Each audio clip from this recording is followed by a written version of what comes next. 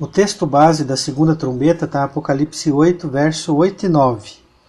Verso 8 diz assim: o segundo anjo tocou a trombeta, e uma como que grande montanha, ardendo em chamas, foi atirada ao mar, cuja terça parte se tornou em sangue. E morreu a terça parte da criação que tinha vida, existente no mar, e foi destruída a terça parte das embarcações. Assim como a primeira trombeta, que não é literal, eu entendo que a segunda também não é literal. Muitos interpretam como sendo um asteroide caindo na Terra, né? Caindo no mar. Mas não é isso, não é coerente, ainda mais com a primeira trombeta.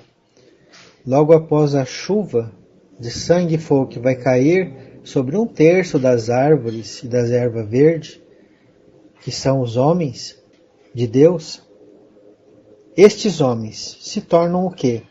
Um grande reino, um grande monte. E eles vão estar ardendo em fogo, como as duas testemunhas. De suas bocas sai fogo. Não literal, evidentemente. Sabemos que a palavra de Deus é como fogo, porque ela queima os bons e os maus. Queima os bons para ungí-los, queima os maus como juízo, né, para eles. Né? Então, quando esse grande monte se torna ardendo em fogo, ele passa a tornar em sangue um terço do mar. O que é isso? Conversão dos habitantes da terra. Um terço se tornou em sangue. Um terço puderam ouvir a mensagem. Se o propósito da Escritura é reconciliar o homem com o Eterno, qual seria a finalidade de tocar trombetas em cima de árvores, em cima de erva verde, tornar o mar em sangue? Ou seja, Deus interferir na natureza, como querem as pessoas que interpretam literal. Não tem sentido realmente. Faz mais sentido usar os símbolos para interpretar as duas trombetas. Porque aí sim a gente passa a enxergar que há um povo na terra que vai fazer um trabalho de tocar trombeta. Há um povo que vai estar ardendo em chamas, anunciando aos quatro cantos da terra: o fim vem, o fim vem. Há uma casa rebelde chamada Casa de Israel. Quando a gente passa a estudar o livro de Ezequiel, os seres viventes, a gente passa a enxergar a figura de Tarsis. Era uma ilha onde as embarcações iam até Tarsis em busca de ouro, em busca de mercadorias. Então, quando essas duas testemunhas estiverem pregando, sendo queimadas pelo fogo, uma terça parte das embarcações vai ser destruída. Por quê? Porque eles vão anunciar e pregar toda a abominação que essas embarcações estão realizando. Esse comércio de pombas dentro do santuário. Esse comércio de ovelhas dentro do santuário. Então, o tempo desses aproveitadores da fé está chegando. Agora vamos aos versos bíblicos, de onde me embasei para explicar sobre a segunda trombeta de modo espiritual. Embarcações são aqueles que fazem comércio. Do quê? Da palavra de Deus. Vendem e lucram com ela, seja moralmente ou seja financeiramente. Nós temos um texto aqui que fala do final dos tempos, Zacarias 14, verso 20 em diante, que diz assim: naquele dia será gravado nas campainhas dos cavalos: Santo ao Senhor, e as panelas da casa do Senhor serão como as bacias diante do altar. Verso 21. Sim, todas as panelas em Jerusalém e Judá serão santas ao Senhor dos exércitos. Todos os que oferecem sacrifícios virão, lançarão mão delas e nelas cozerão a carne do sacrifício. Naquele dia já não haverá mercador na casa do Senhor dos Exércitos. Reparem o final do verso. Naquele dia, dia do Senhor, já não haverá mercador na casa do Senhor dos Exércitos. E todas as panelas de Jerusalém são santas. Também não é literal, né? E as panelas são as pessoas. Então, todas as panelas de Jerusalém e Judá serão santas, é o povo de Deus. Não é panela no sentido literal. E essa segunda trombeta é uma continuação da primeira. Trombeta, como nós já sabemos, são avisos, são anúncios.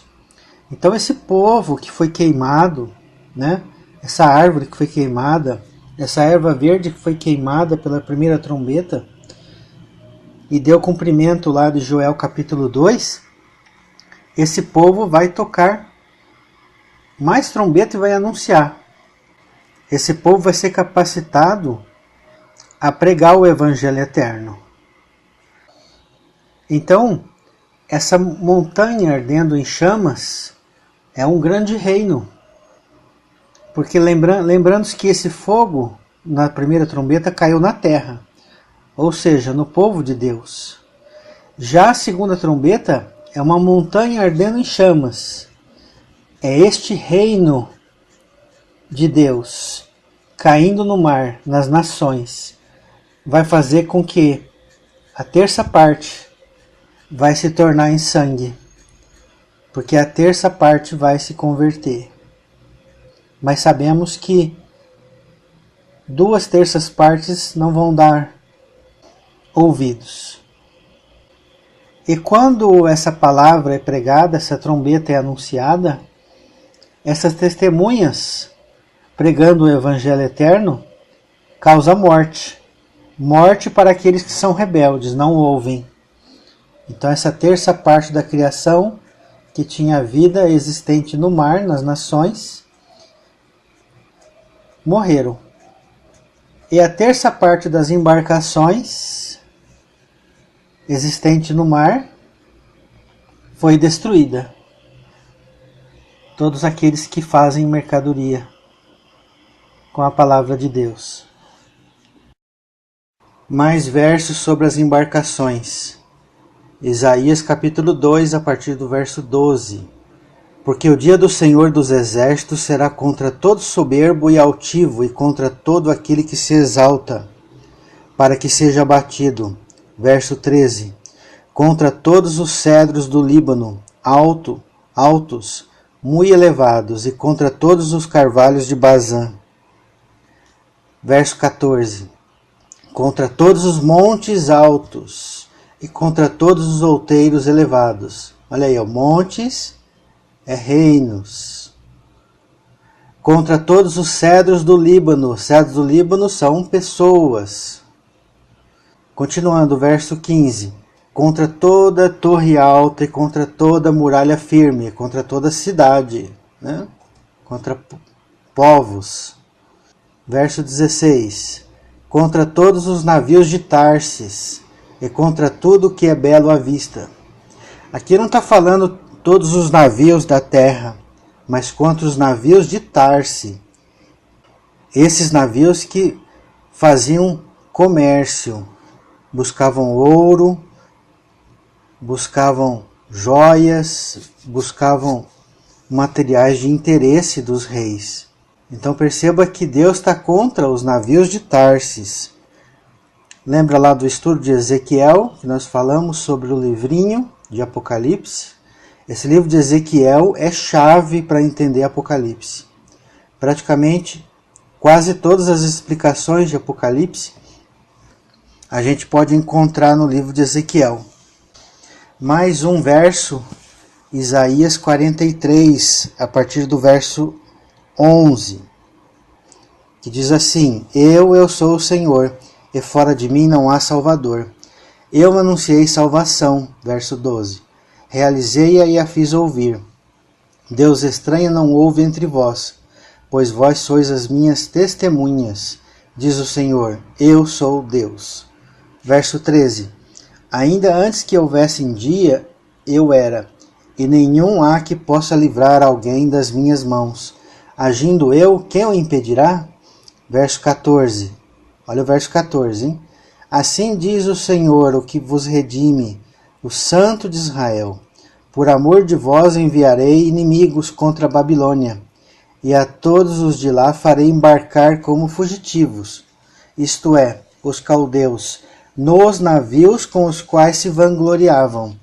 Olha aí, Babilônia e navios. Preste atenção que os próximos versos bíblicos que irei citar vai falar da Babilônia e desses navios. Isaías 60. Aqui é um outro lado, né? Aqui é um outro lado. Isaías 60. Quem são esses que vêm voando como nuvens e como pombas ao seu pombal? Lembra que homens são comparados a pombas. A gente vê isso na Escritura. Certamente, verso 9, as terras do mar me aguardarão. Virão primeiro os navios de Tarsis, para trazerem teus filhos de longe, e com eles a sua prata e o seu ouro, para a santificação do nome do Senhor teu Deus, e do Santo de Israel, porque ele te glorificou.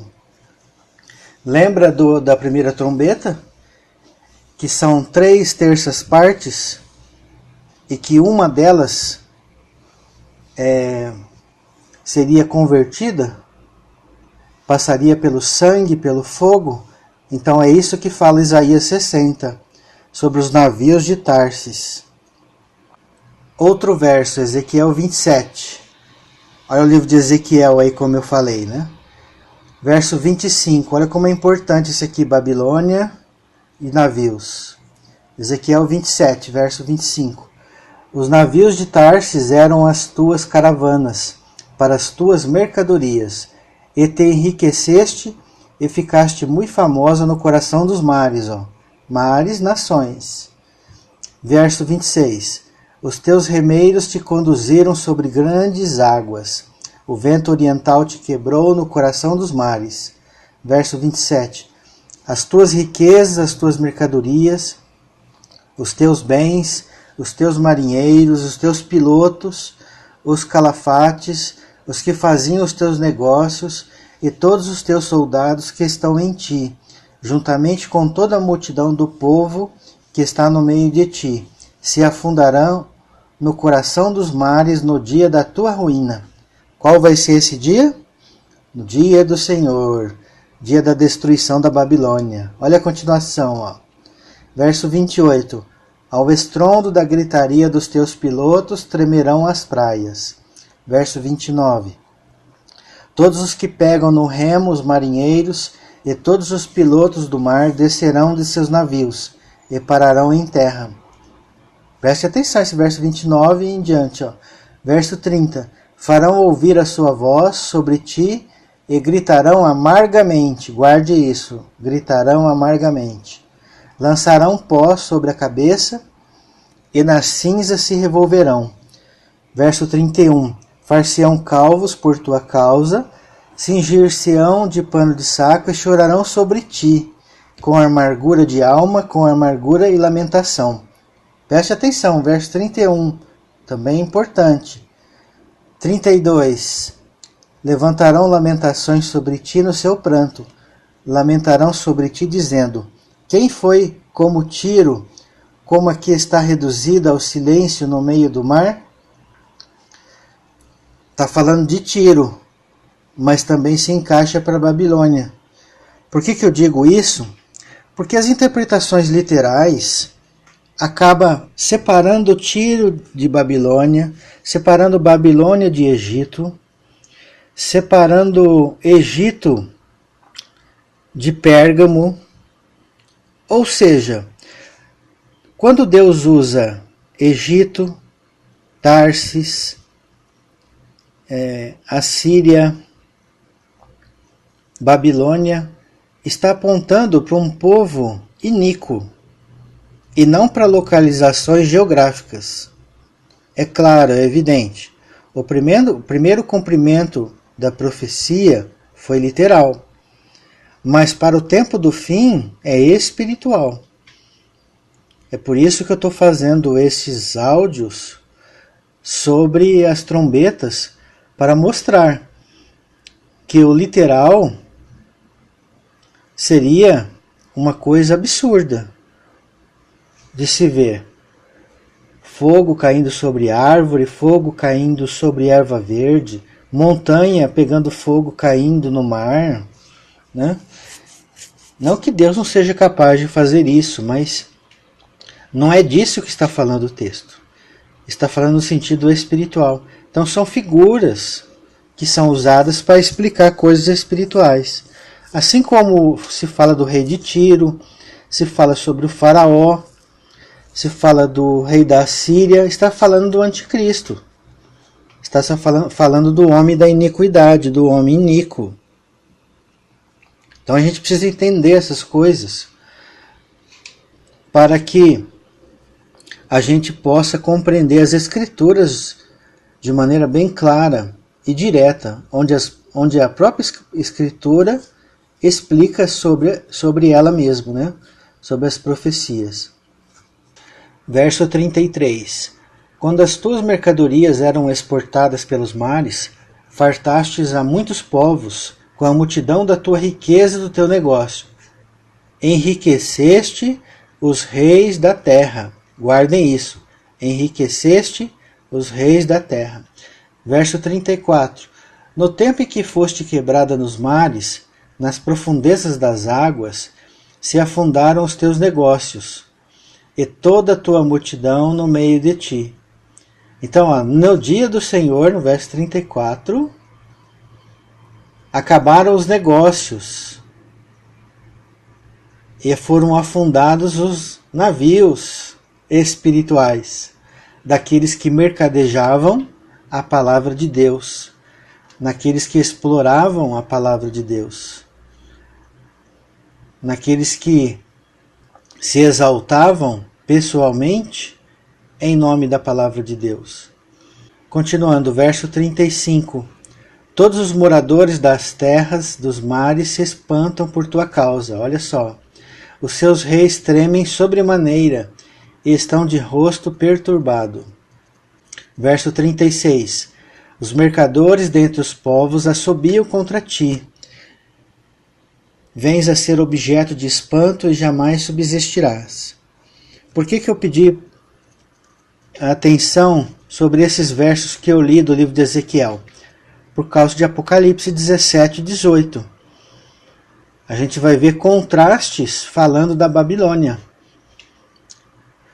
E aqui especificamente eu vou ler só um trecho do capítulo 18, que vocês vão entender o contexto de Ezequiel, que eu acabei de ler. Então lá, Apocalipse 18, verso 16, diz assim: dizendo: ai, ai da grande cidade que estava vestida de linho finíssimo, de púrpura e de escarlata, adornada de ouro e de pedras preciosas de pérolas. Verso 17. Porque em uma só hora ficou devastada a tamanha riqueza, e todo piloto e todo aquele que navega livremente, marinheiros, e quantos labutam no mar, conservaram-se de longe. Lembra que eles ficaram em terra? No livro de Ezequiel? Verso 18. Então, vendo a fumaceira do seu incêndio, gritavam: que cidade se compara à grande cidade? Olha aí, ó. Esse verso 18, de Apocalipse 18, é o mesmo que está lá em Ezequiel 27. Deixa eu pegar o verso aqui, 32. Quem foi como Tiro, como aqui está reduzida ao silêncio no meio do mar? Veja o paralelo. Continuando, Apocalipse 18, 19. Lançaram pó sobre a cabeça, lá, e chorando, pranteando, gritavam. Olha só o contraste com Ezequiel. Ai, ai da grande cidade, no qual se enriqueceram todos os que possuíam navios no mar, à custa da sua opulência, porque em uma só hora foi devastada. Então é tremendo esses textos, irmãos. Não sei se vocês conseguiram compreender o que eu queria passar, mas esses navios de Tarsis apontam para o comércio da Babilônia. Então é por isso que Zacarias, Isaías, Ezequiel falam desse comércio, desses navios. E isso vai ter fim.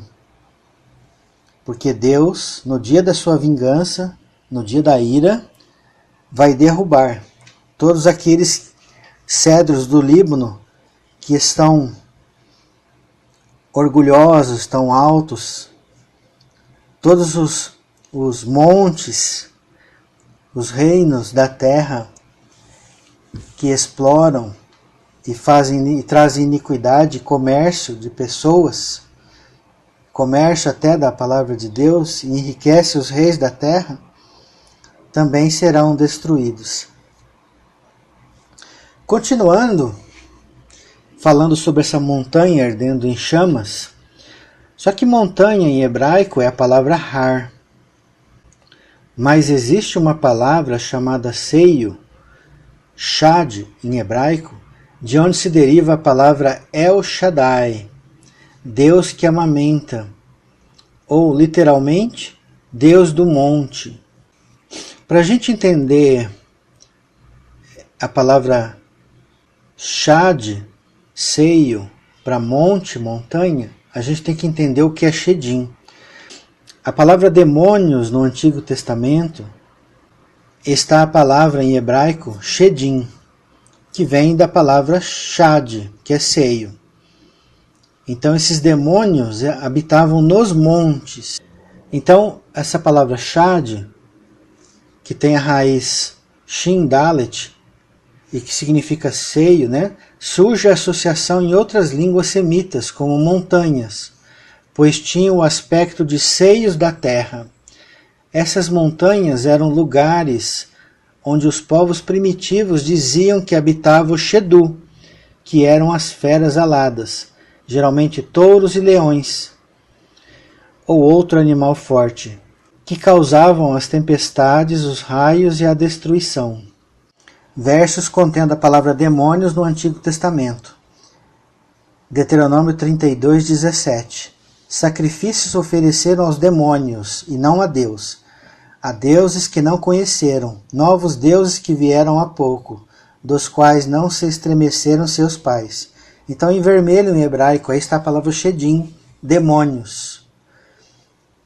E o que está em roxo está a palavra Deus, Eloha, Elohim. Outro verso, Salmo 106, a partir do verso 36. Deram culto a seus ídolos, os quais se lhes converteram em laço, pois imolaram seus filhos e as suas filhas aos demônios, e derramaram sangue inocente, o sangue de seus filhos e filhas, que sacrificaram aos ídolos de Canaã, e a terra foi contaminada com sangue. Assim se contaminaram com as suas obras, e se prostituíram nos seus feitos. Então, mais uma vez, a palavra em vermelho, em hebraico, é a palavra shedim. Essa palavra shod, que também vem da raiz seio, que vem da palavra shedim, demônios, são os demônios que causam assolação, calamidade e destruição. Jó capítulo 5. Da assolação e da fome te rirás, e das feras da terra não terás medo, porque até com as pedras do campo terás a tua aliança, e os animais da terra viverão em paz contigo. Essa palavra que traduzido por assolação, está a palavra shod em vermelho em hebraico. Jeremias 2:20. Ainda que há muito quebrava eu o teu jugo e rompia as tuas ataduras, dizias tu, não quero servir-te, pois em todo outeiro alto e debaixo de toda árvore frondosa te deitavas e te prostituía. Ou seja, os sacrifícios eram oferecidos ou debaixo de árvore frondosa e nos montes. Então é por isso que os demônios habitavam, entre aspas, nos montes. É onde os povos da antiguidade achavam que eles habitavam, né? Que era nos montes. O termo El Shaddai. Gênesis 17, verso 1. Quando atingiu Abraão a idade de 99 anos, apareceu-lhe o Senhor e disse-lhe: Eu sou o Deus Todo-Poderoso, anda na minha presença e sê perfeito. A palavra Todo-Poderoso não é a tradução correta da palavra El Shaddai. Ao pé da letra seria o Deus que amamenta, o Deus das montanhas, ou que o Novo Testamento traz o reino de Deus. Então a expressão Todo-Poderoso foi para mostrar que é uma forma de explicar que Deus é o Deus dos deuses. Acima dos deuses com D minúsculo das montanhas, existe o Deus com D maiúsculo, o El Shaddai, Adonai, o Eterno. Então dessa palavra El Shaddai, Deus que amamenta, provedor, supridor, né? Nós podemos tirar o seio de Abraão. Agora nós vamos entender por que seio de Abraão. É reino de Abraão. Porque seio é igual a monte, monte é igual a reino. Então o reino de Abraão é a mesma coisa que o reino de Deus. Então tudo isso que eu estou mostrando é a ligação de monte com seio e montanha. Então essa montanha caindo em chamas no mar, nas nações, é o resultado das árvores que foram queimadas, da erva verde que foi queimada na terra. Terra nós sabemos que é Israel, a igreja de Deus. Então com isto irá pregar o evangelho eterno às nações. E a gente vê o monte fumegando lá no Sinai. Algumas passagens aqui que eu vou citar: Êxodo 19, 18, Êxodo 24, 17, Deuteronômio 9, 10, Deuteronômio 9, 15, Deuteronômio 10, 4, entre outras.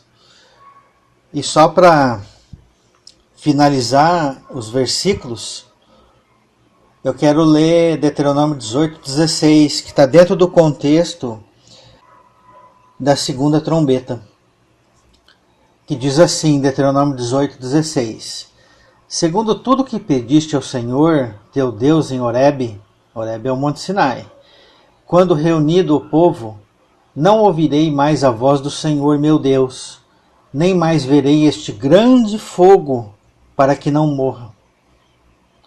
Ou seja, aqueles que não ouvem a palavra de Deus viram palha e são queimados, ou seja, acabam morrendo espiritualmente. Mas aqueles que ouvem se transformam em sangue, cujos pecados são lavados pelo sangue precioso derramado de Yeshua. Então é isso, irmãos, a explicação espiritual da segunda trombeta, e que mostra que ela é continuação da primeira trombeta. Não de forma literal, como eu já expliquei, mas de forma espiritual. Espero que os irmãos tenham gostado deste estudo e até a próxima. Shalom, shalom.